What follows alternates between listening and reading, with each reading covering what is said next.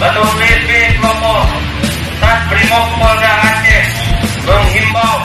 untuk seluruh masyarakat Kota Lok Sumawe,